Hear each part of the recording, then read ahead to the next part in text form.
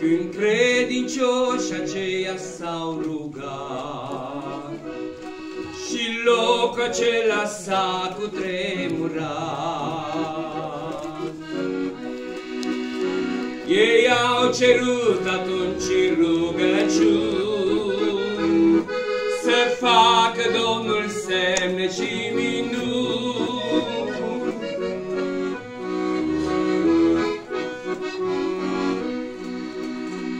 Cu ajutorul Duhului Sfânt,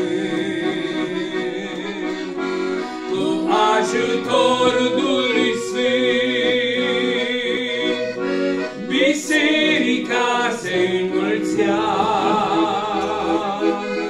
și tot mai tare ea creștea,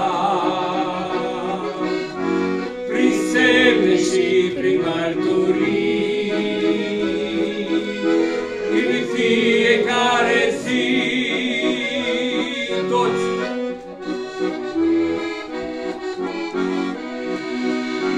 Cu ajutorul Duhului Sfânt, cu ajutorul Duhului Sfânt, biserica se înmulțea și tot mai tare ea creștea, prin semne și prin mărturii, în fiecare zi.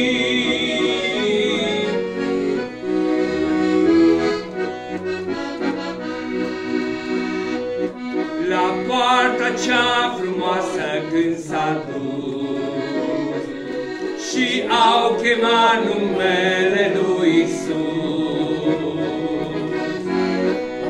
o locul în picioare a sărit, în fața lor el s-a tămăduit. Cu ajutorul Duhului Sfânt, cu ajutorul Duhului Sfânt, biserica se înmulțea și tot mai tare ea creștea, prin semne și prin mărturii, în fiecare zi. Cu ajutorul Duhului Sfânt, cu ajutorul Duhului Sfânt, biserica se înmulțea și tot mai tare ea creștea, prin semne și prin mărturii, în fiecare zi.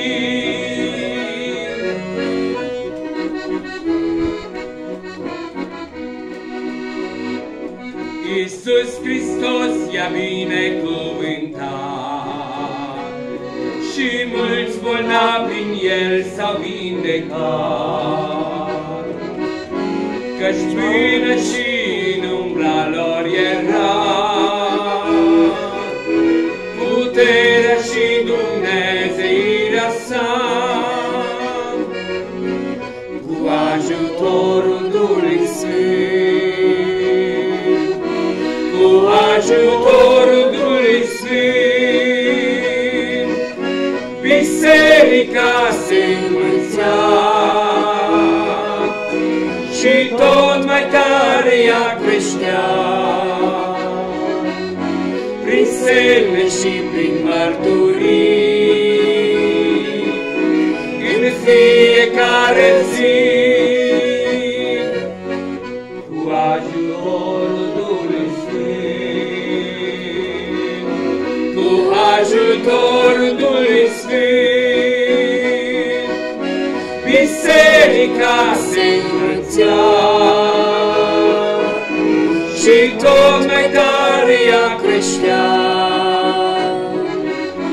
prin semne și prin mărturii, în fiecare zi.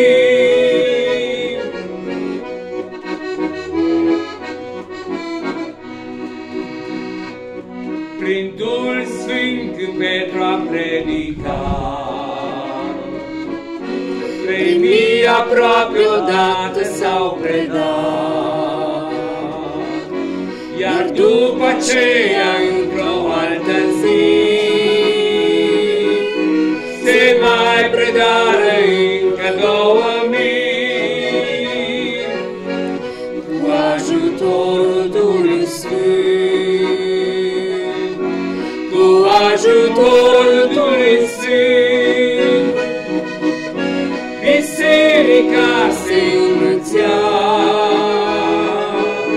și tot mai tare ea creștea, prin semne și prin mărturii, în fiecare zi, cu ajutorul Duhului Sfânt, cu ajutorul Duhului Sfânt. Biserica se înmulțea și tot mai tare ea creștea, prin semne și prin mărturii, în fiecare zi.